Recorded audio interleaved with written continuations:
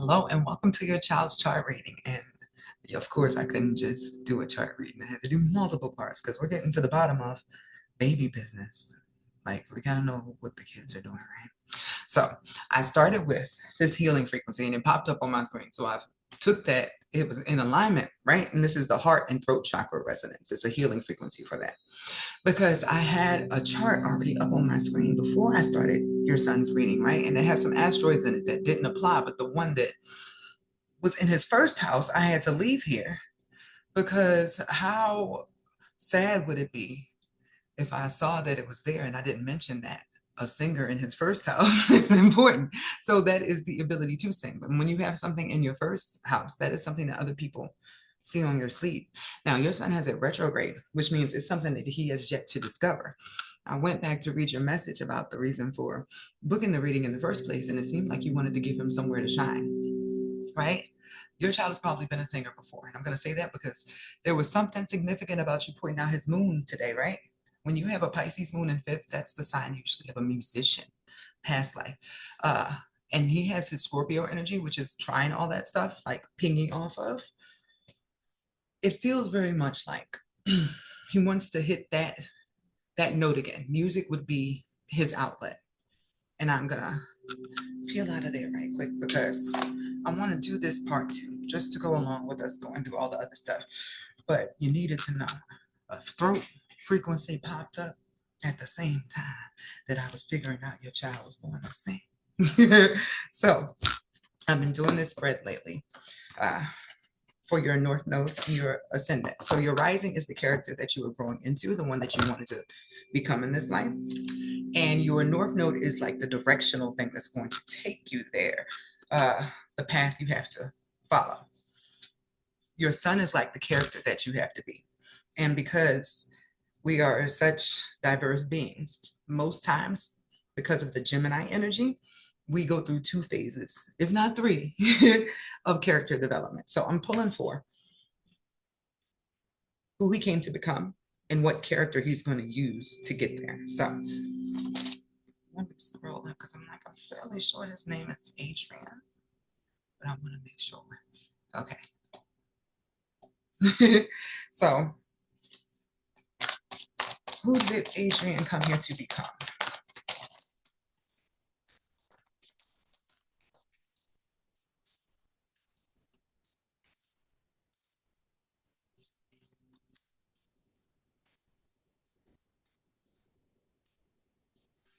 The one that was the theme card. This is an artist. And here it says, expressing a dimension of life that is just beyond the five senses, inspiring others to see life symbolically. Shadow attributes, using talents as an excuse to mistreat others, posing as the starving artist to elicit pity. So the other cards leading up to the type of person he wants to be. A lover, right? Because I got the Knight card. I'm not gonna lie, that sort of explains the Scorpio rising. I never thought about the fact that somebody would choose to be like, I'm gonna be a ladies' man. But your child has his 12th house in the sign of Libra, mixed with Libra in 11. So what's that gonna mean for his future? He will be dating through his friend groups, but there's also a significant past life relationship that all the dating he does before he gets to this person is for. Like he wanted to be able to sweep them off their feet, right? So although he'll be dating these people, and based on this, he'll be hot while he's doing it, he still has this energy, this monk nun energy. And on the cards, it says the selfless devotion and single-minded dedication to spirit. Shadow attributes, negative judgment of the physical world, excess piety. So in that moment, I felt like if you have him sing gospel music, he will never stray from the Lord. Because the next card is a storyteller.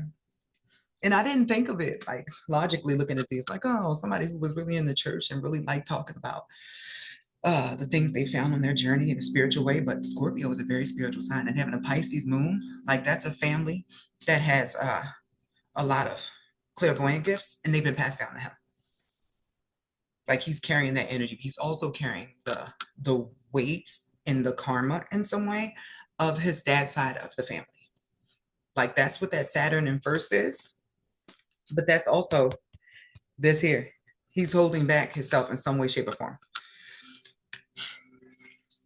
If you think of us all as like characters in a game and we came from something above, right?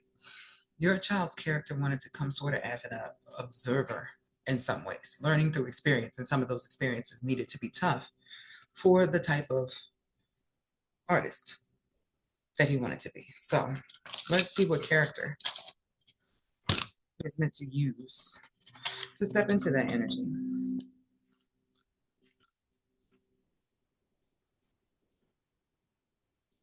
Someone that shares their stories. They could even be a poet, but his energy will always be like romantic and pure. And by romantic, I mean like, you know, when you see roses or you hear classical music, I'm talking about like an era of the energy, like a classic man.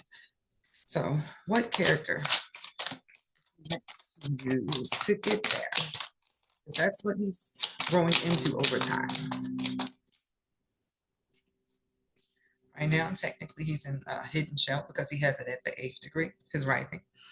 Uh, that means he started off in debt, but the debt is not his. The debt is a family debt, which is another reason that moon is in Pisces. So yes, he is definitely going to be dormant, so to speak, in some ways, or in modification to work through the patterns of what his forefathers failed with till around 28. So he'll be developing himself into all those other traits until then. So learning to date around the friend group, learning what love is from watching the other friend group people.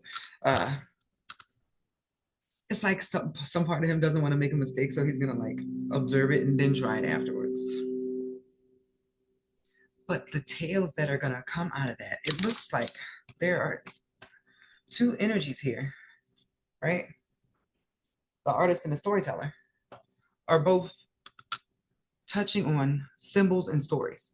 That's what stood out to me. They both saying seeing things beyond what other people see. That's how you can let him paint too. Do all the arts until he finds the one that he likes, because what's in his shadow, that Taurus in the seventh, what's hidden is his true value once. Like he can't know it. Like he's wealthy, right? Like that's not as he's growing up. Can't know that he came to be wealthy. That's in the shadow because he had to learn the value of hard work before that.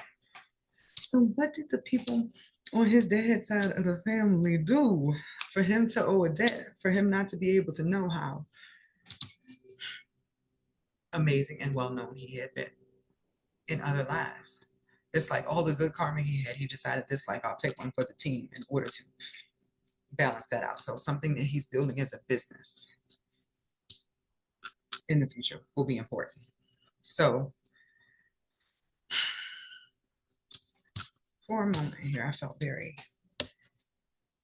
Malcolm X energy with it because this is a civil servant and this is a revolutionist, right? Funny enough, the waiter card is what made me realize he would have a time lapse between all this information and him building into the person who's going to carry out the rest of the stuff. Like we're all brick by brick, but with your child having Saturn in the first, in the sign of Scorpio, it's like brick by brick as he's working out with the bricks as they're loaded the whole time.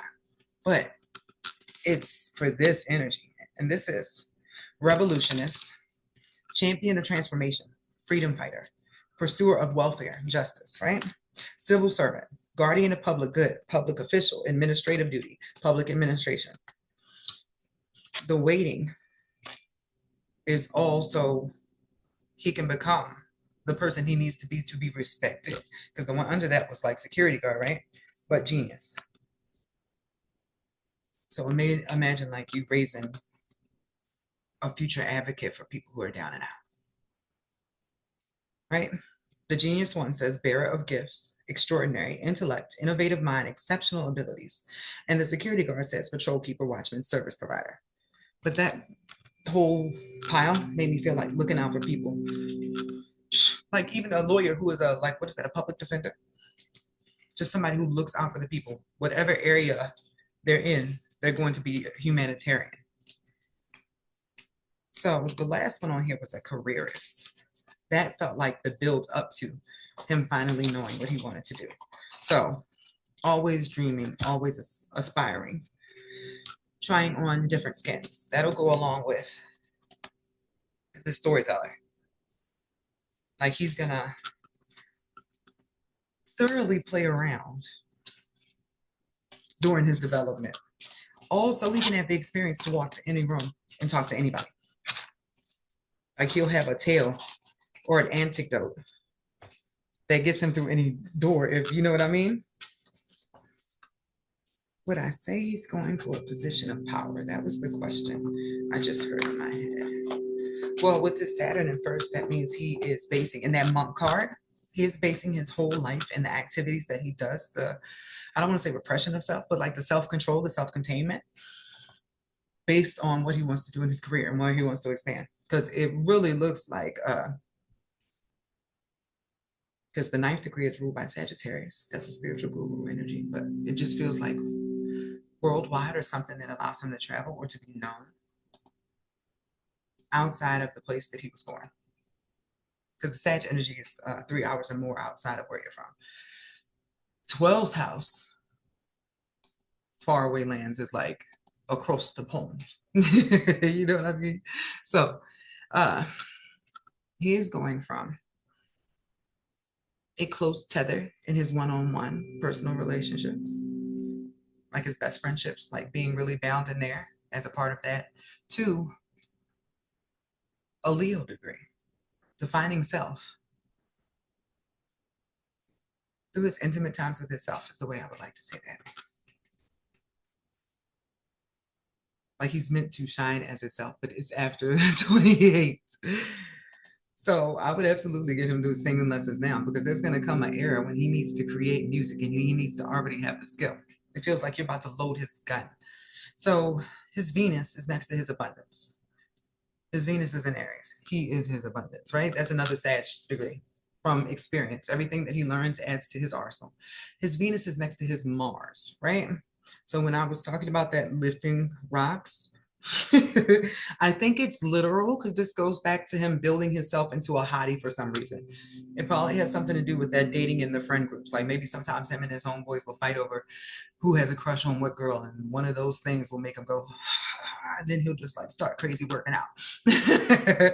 But all of this is a stellium. He has his sun, his Mars, and his Venus. Like his personal power is on his body, and that his wealth, like the things that he can physically do. Like his ability to care for himself and his body and his fitness and nutrition, and to have a physical outlet for that amount of anger and power that he requested to have in the physical is going to be very necessary. And you know why?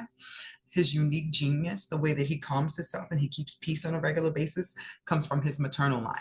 That's the fourth degree. Comes from his mom. His unique genius and the way that he will cultivate himself even when he's out of your presence. So that fourth degree goes with the Neptune in the fourth house, another sign that this is karmic family, right? But his wound in life, the one that will linger with him in order for him to heal, in order to help other people to get past it, is in feeling like he was an outsider amongst that family. That's also where his transformation, his trigger mentally came from. And there goes that dad side family energy again. It's like on one side of the family or the other, he stood out like the black sheep, or he was not like the other children. But this was like a karmic loop. Like it was the original thing that made him cultivate himself into a singer. So note how his Uranus, right? His big radical rewrite or big change is at the ninth degree, the same degree as his Saturn. The pressure from his contract gets relieved the more he creates, the more he learns how to create, the more he travels, the more he learns about other religions. There could be a big, big change that would happen in college.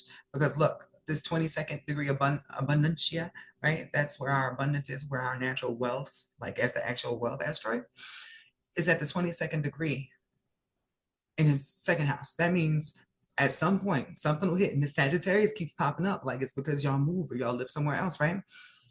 his money is gonna one day just go, and it feels like he'll really be into investments too. All of this eighth house stuff here, his Jupiter, his vertex being at the same degree as his Mars.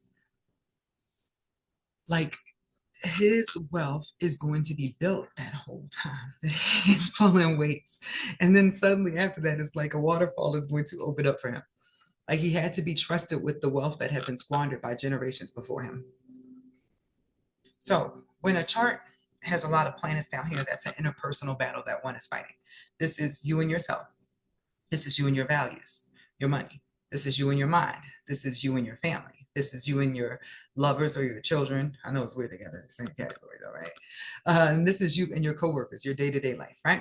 So up here at the top of the chart, though, these are things that are out in the world, dealing with other people. They're extra personal.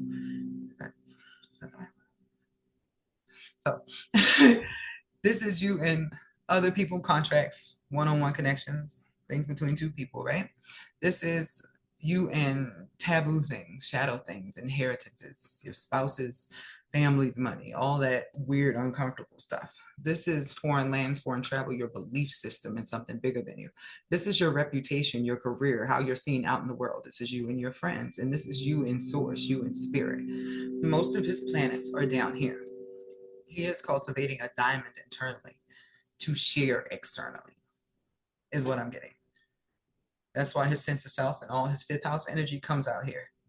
He could be a writer. He could be a profound speaker. I did feel a lot of speaker energy coming through here. A motivational speaker, a political speaker, somebody who is a healer, but through their words, through their impassionment for other people. But absolutely, without a doubt, somebody who's going to be looked up in some way, shape, or form as an authority figure for other people. He is a role model and training man. So thank you for your patience and have a great